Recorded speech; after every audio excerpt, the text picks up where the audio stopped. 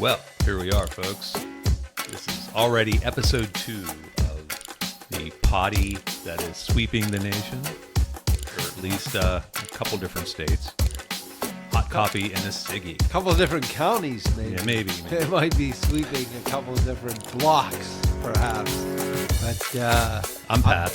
And I'm Jamin, and we're back. We're back. The FCC did not shut us down. Luckily, we weren't too political. Yet happen. But in the last 2-week period when we kind of went live, we have a resounding nearly 50 views of our podcast video on YouTube, and next 50 now, 50 million to come. So let's hope. To recap for anybody who listened long ago and forgot, we're here to dish upon a couple different topics. First of all, it's coffee, and we're here with a pot of Joe, like we always are, or always will be. And today we're featuring a blend, an interesting blend, Starbucks Decaf Verona, cut with a little genuine Starbucks Morning Joe to give us a bit of a spark going into the evening here. Yeah, it helps if you can stay awake during the podcast. Yeah, that always does help. But so we'll talk about different coffees as we go along. But we're also here to dish on signature songs, or what we call Siggies, of music artists. In our first episode, we kind of laid out the ground rules, and you can go back and listen to that if you want to torture yourself with it. But really what we're trying to do is not just go through a list of what's the best song of this artist or worst song of that artist. We want to define for any artist that we define or talk about what instinctively comes to mind when you hear that artist's name. What song? It might not be the best song by them. It might not be their best selling. It might not be the worst song or your own favorite song. It's what song comes to mind, whether you like it or not. If you think, well, I hate Taylor Swift, but when I hear her name, I think of Shake It Off. Well, that would be her signature song. I did not know that. Well, I have to say I didn't know some of the things you were talking about last week with Connie Francis. So that's where we the big bopper. We complement each other well. And in that episode we talked about that all Siggies are not created equal. For any given artist, it might be very easy to find their Siggy. We call those slam dunks. Examples of those there's a ton of them, but Piano Man by Billy Joel, or Satisfaction by the Rolling Stones, Crazy Train by Ozzy Osbourne, the late great Ozzy Osbourne, Every Breath You Take by the Police. Those are songs, and you hear those groups, those, whether you like them or not, almost automatically comes to mind. And they were kind of recorded, in some cases, like Piano Man, to be the signature song of that artist. And those aren't really, I mean, we could do an episode on that someday. What are the slam dunk signature songs? But that's pretty cut and dry and not too interesting, really, because they're slam dunks. They're fun to watch in a basketball game, but if the whole game is like nothing but slam dunks, it gets kind of boring. I think these days it kind of is. It kind of is. Slam dunks are 3-point shots. Everybody shoots. That's true. Slams are threes, and they miss free throws. But that's probably why the NBA numbers are kind of down. But that's a whole different potty. So I'm going to get into today is what we think are the more interesting, the flip side of that. The artists who are like the white whales of signature songs. Over the course of about some years, I put together this playlist on Spotify, which I invite people to go check out, by the way, and request a link to at our email address, which is Jamin. What is our email address? Our email address. I wish I would have known you were going to ask me that, and then I would have. Our email address, very creatively, is hotcoffeeandasiggy@gmail.com. I won't forget now. Is that A-N-D or A-N-D-A? is that the I didn't know ampersand because that kind of screws people up sometimes. They have to find it on their phone and they curse at you. Shoot us an email.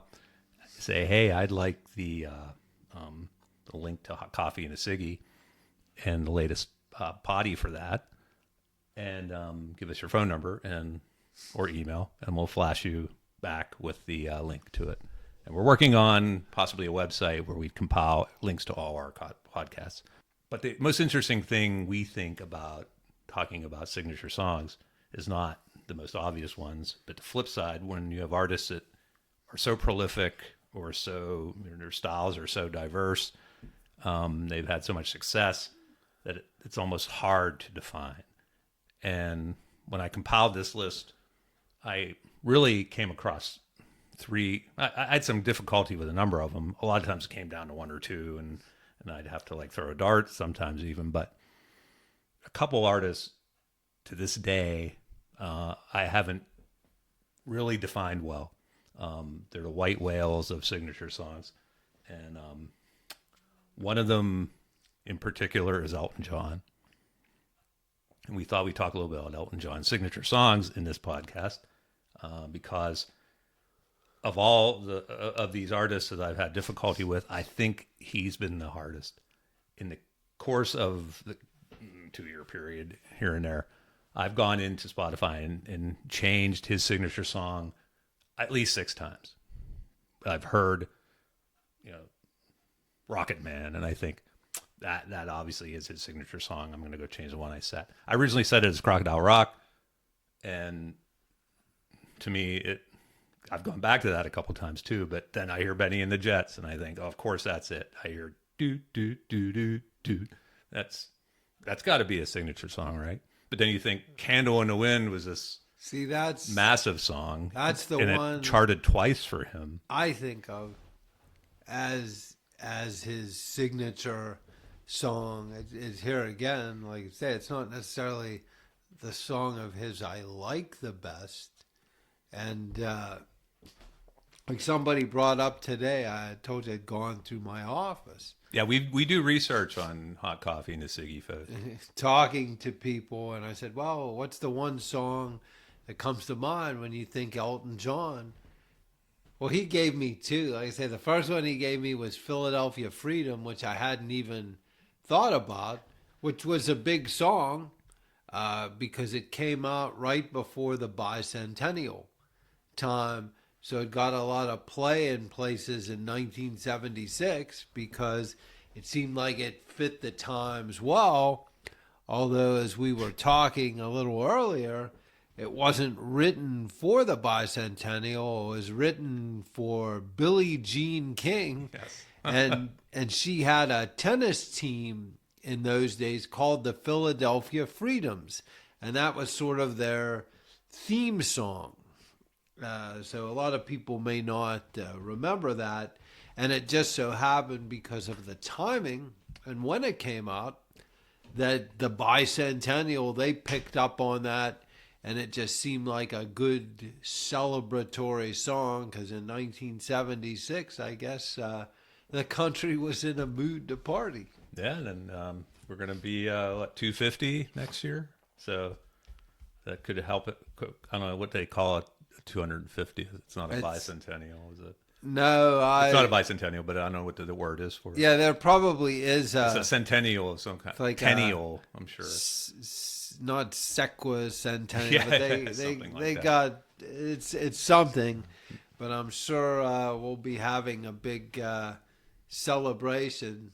Maybe they'll even because this guy also told me that during the bicentennial here in Pittsburgh, the only time they ever lit fireworks off from the top of the U.S. Steel Building.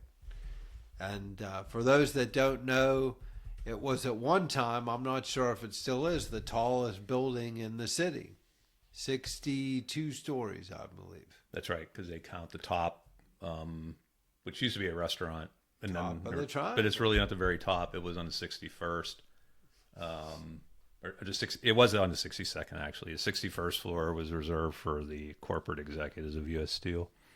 I think the UPMC president had their office up on the 62nd floor. Sadly, there's no restaurant up there anymore because it was a very nice restaurant and very nice view. I looked it up while I had Jamin giving us that trivia so I could do some delaying here. It's a semi-quincentennial.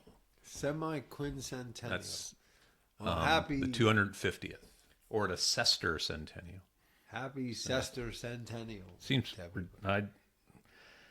both of us turned 60 within the last 2 months, and I'm still sprawling from that concept that I'm 60 years old. But I also vividly remember the bicentennial. We were in elementary school and we were doing all kinds of art and projects and things for it. And who never thought it would be 50 years later? But here we are, thankfully. But as far as Elton John, that's very telling that he told you it was Philadelphia Freedom, and you didn't even anticipate that one.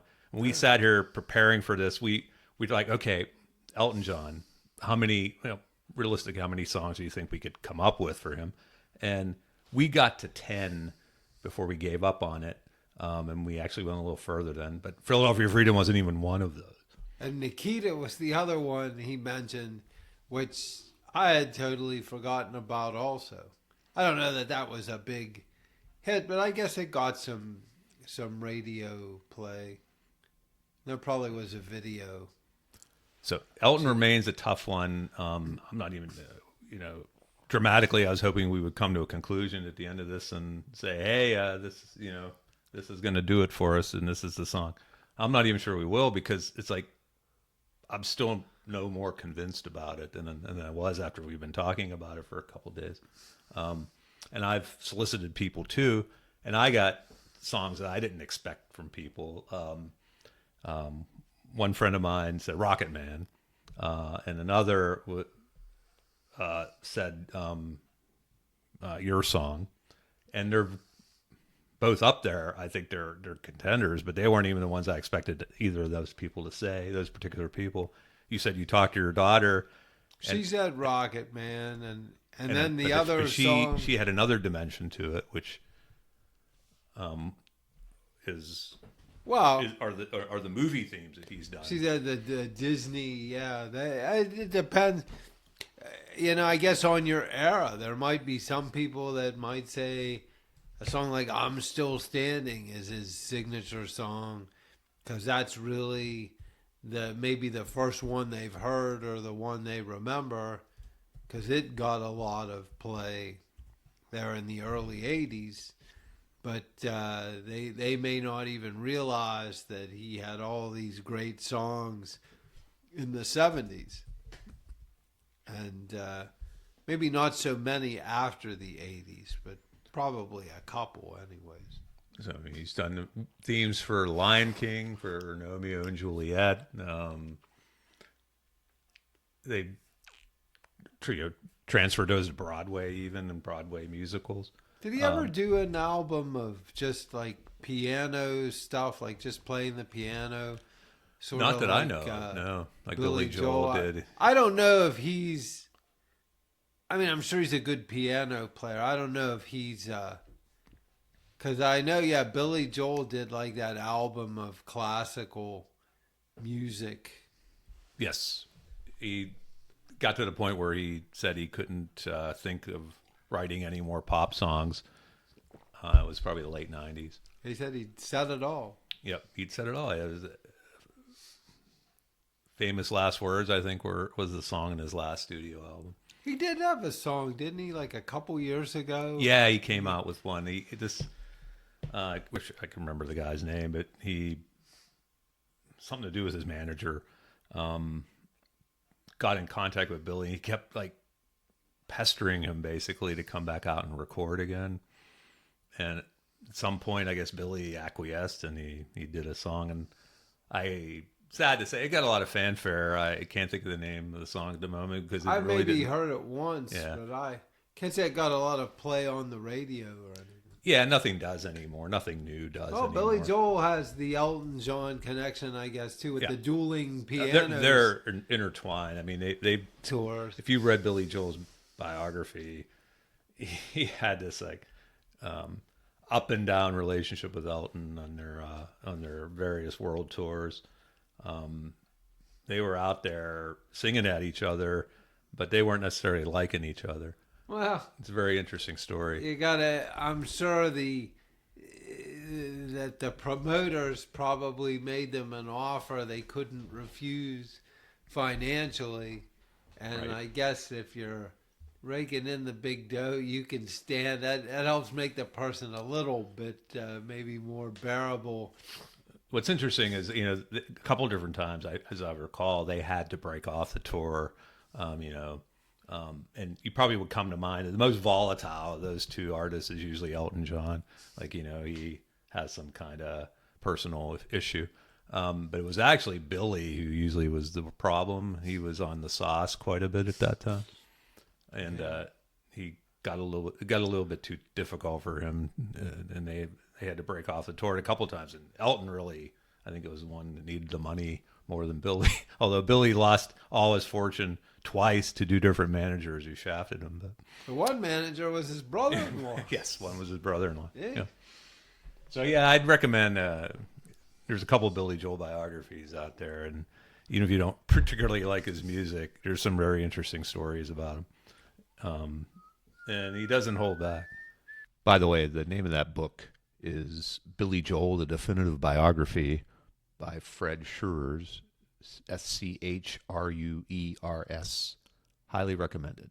And as his drummer Liberty DeVito, I think, wrote a book recently as well.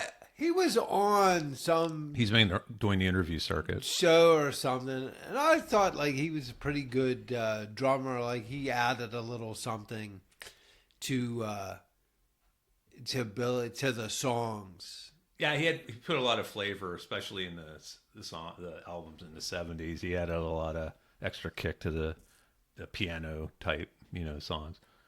However, I guess they had a pretty up and down relationship as well. I think it turns out he was instrumental, kind of, in getting Billy and Christy Brinkley to break up. So who would have thought? But, Who'd have thought they would have gotten together in the front? yeah, well, yeah, who'd have thought that? That's part of the story as well. It's interesting, but that's not Elton John. That's Billy. And Billy's, ironically enough, his signature song is probably the biggest of slam dunks. Whereas Elton, we're about 18 minutes into this podcast, and I'm no more confident in defining the signature song than I was before. We made the list. We were going down it, and like I said, every time I heard one of these songs in a different place, like at a grocery store, you hear a lot of his songs there. Macy, something like that. You'd hear Daniel come on the PA, and you're like, oh, Daniel, what a amazing song. Of course, that would be Elton John's signature song. And then you might hear it, Goodbye Yellow Brick Road, a couple of days later, and you think, well, that was from his biggest album. Of course, that should be his signature song. And it's almost like that's a tribute to him, maybe, because he was just so prolific. And I'd say for a good close to 10-year period was maybe the most famous musician in America, and probably from 1970 through to 77 or so before disco took over. And even then, he was still producing hits. Like Jamin said, into the 80s, he wasn't quite as big anymore, but he still had "I'm Still Standing." I guess that's why I call it the blues, sad songs. I mean, those were Empty monster Garden. singles. That's the one I thought of, the John Lennon tribute song, and I don't think we came up with that originally. And I think that got some radio, that got some play. Well, I think that was around the same time that like George Harrison did that. What was that? All those years ago. Yeah, so many artists did tributes to John. Just it was an amazing time. I was watching the football game when Monday Night Football, where they broke into it, and Howard Cosell announced that he had been shot. And we were only 15. I mean, it's kind of hard. It didn't maybe strike us as much, although you were a big Beatles fan already. Yeah, I think I remember like being homesick from school, and I had that little black and white portable that my mother wheeled into the bedroom there with the rabbit ears that I was using. And yeah, it was on, I guess, ABC News. See, I'm sure it was on all of them, and they were like, yeah, John Lennon's been shot at the Dakota Hotel. A guy that also had an Elton John connection. people may not realize Elton John and John Lennon were like big buddies. And they were very close. In the 70s, they did a couple of songs together. One of them was that Whatever Gets You Through the Night. Yeah, that's really the one that got John Lennon had become sort of a recluse, and he was having some issues with alcohol himself at the time. But he didn't think he could perform anymore. He didn't have confidence in his voice and his music or anything. And Elton's the one that kind of pulled him back out of it, although he went back into it for a while again. But Elton challenged John Lennon basically and said, we do a single together and it becomes number one, then you have to perform it with me at Madison Square Garden. And that's what happened. Yeah, that must have been something, because those folks didn't expect it the day, he had that concert. And, imagine John Lennon walking out onto the stage. You're already watching Elton John, who was like the Taylor Swift of his time. And then that guy comes out and John performs Lennon, with him. I guess, was still pretty popular at that point in time. Because there was that other story I'd kind of saved that I had seen somewhere about Elton John. I guess they were at Elton's place in New York, and him and John Lennon are in there. They'd been drinking, maybe even smoking a little dope or whatever. And Andy Warhol, I guess, was banging on the door outside. And John Lennon was like, "Don't let him in. Pretend we're not here." And Elton was like, "Why? He's strange. We gotta keep him out." When Elton and John Lennon are saying you're strange, maybe you ought to look in the mirror. But yeah, and Andy Warhol was certainly strange. But he was eccentric. But his museum in Pittsburgh is really awesome. Pittsburgh's own, Pittsburgh's own Andy Warhol. It's buried here, I think. Yeah, I think he is actually out in some cemetery in the South Hills. I'm not sure about like that. Next but to it is his in this mother, because they had a family plot. Yeah. Warhola. Yeah, was his. They were like in the junk business or auto salvage or something. Yeah, we recommend if you come to Pittsburgh at some point. It's on the north side of town. It's a very unassuming building, but inside there's it's like 7 stories maybe, and you go to the top of the building and you work your way down. It's pretty interesting. Lots of Campbell's soup cans. He was a very prolific advertising person in the 50s. I think that's how he started. Very like memorable ads. Madman, like on Madison Avenue. Yeah, especially like women's apparel and shoes. There's some really cool. I mean, talk about Mad Men. It's very much in that style. If you see the ads he did at the time, and it gets a little bit more crazy from there as you work your way down. But it's worth seeing, worth checking out. And so, getting back to Elton as we were. We've already hit the 23-minute mark, which we said we wouldn't do. So we don't want to go too much longer. Certainly not past 30. So, like I said, we did our research. I looked stuff up. I typically don't try to factor in things like sales and play, song play. But if you did that, you probably have to say that. Candle in the Wind. Candle in the Wind. Thank you very much. That probably is. We're leaning toward, I think, the signature song for Elton. And really the gold standard, of course, if we say it's the signature song. And the one that I'll actually have to go into Spotify for the 7th time and change, because right now I have it as Benny and the Jets. Maybe we can agree sitting here right now, the Candle in the Wind might be the best. I would well, let's put it this way. Maybe we revisit this again in another episode. We've changed our mind. That's the song that I think about when somebody says Elton John, and maybe because it was out twice. Yeah, it's by far his most successful single. In fact, it's one of the most successful of all time. The second one. That's another. I think it outsold Billie Jean. That's another Neil Sedaka. And we were talking about that, a connection that he shares or something similar to Elton John is he had 2 very large hits with the same song like 13 years apart. Breaking Up Is Hard to Do. Oh, yeah. It was probably his biggest early hit of the hits. Although it didn't reach number one, it got close. It was top 10. But the second time when he did it as a ballad, as a slow Slower song, one, yeah. it was number one. And so there again, same kind of thing. Had a big hit with the same song. Yeah, you don't see that two too different often. Typically, it happened. I think it's usually a posthumous thing. Unfortunately, I think Tom Petty charted again when he passed away a couple of years ago. With a number of his singles recharted because they got renewed interest from a younger generation, or people didn't have it in a certain media. Since vinyl came back, people bought it again on vinyl. I think people are rediscovering a lot of the old stuff now that vinyl is cool again, I guess. Yeah, I really maybe regret now giving up on my Sears portable record player. Yeah, see, And, all those records we bought at Garbage Records there yes. in Oakland, we probably, for like $3-4 or whatever, seemed like steals at the time. Even today, I had a friend who, mutual friend of ours, Mike Gergiolo.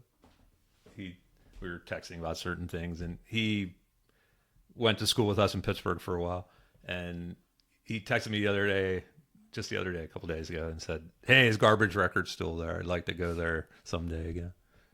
So unfortunately, Garbage Records is no more, but there's plenty of, not only just used record stores. You have to go up into the attic. Are there some still? buildings. Because it's funny. There was that place here in the North Hills, Record Rama, and I don't largest think, collection or whatever. I don't think they're around. No, it's anymore. not anymore. But there's a number of places. I wonder if that around place Pittsburgh. that's across from where I park the car, they might have. I've never been in the Ides. Yeah, they have 3 levels, and a lot See, of it I is, should a lot go of in it's there. records. I'm by there all the time. Yeah, and I used to go in there when I worked down there. I never think about it. It's Very right cool across place. from the bus garage there. Yeah, it's very close. If anyone goes downtown Pittsburgh, just venture a few blocks toward the Strip District, and there's a very, very cool comic book music store there. What was that? They used to have that theme. If Ides doesn't have it, Nobody one has. does.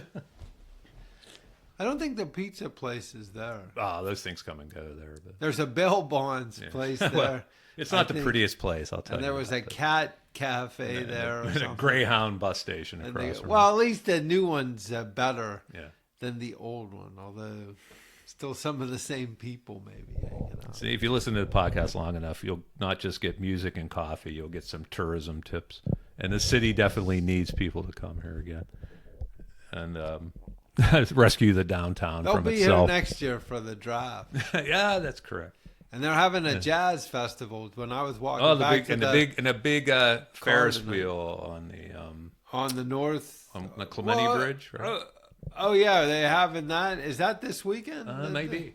The big Ferris Maybe wheel? coming up, if not this week. I saw it last year when it was here. We went down there. Well, I'm feeling, we've talked this through. We've been very mature about it. We've had no back and forth. No need for Jamin to jump up in indignation and yell, "Now hold on." No, we haven't had to have any of that. Haven't had to have that. That's probably too bad because that would help us sell our merch. What we're probably going to do is go down this vein in some of our future episodes and talk about more of the White Whale signature songs. But if you have any suggestions or requests, by all means, what's that email address? That email address is hotcoffeeandsiggy@gmail.com. See, I did remember. You did remember it. It is the and a spelled out. Yes.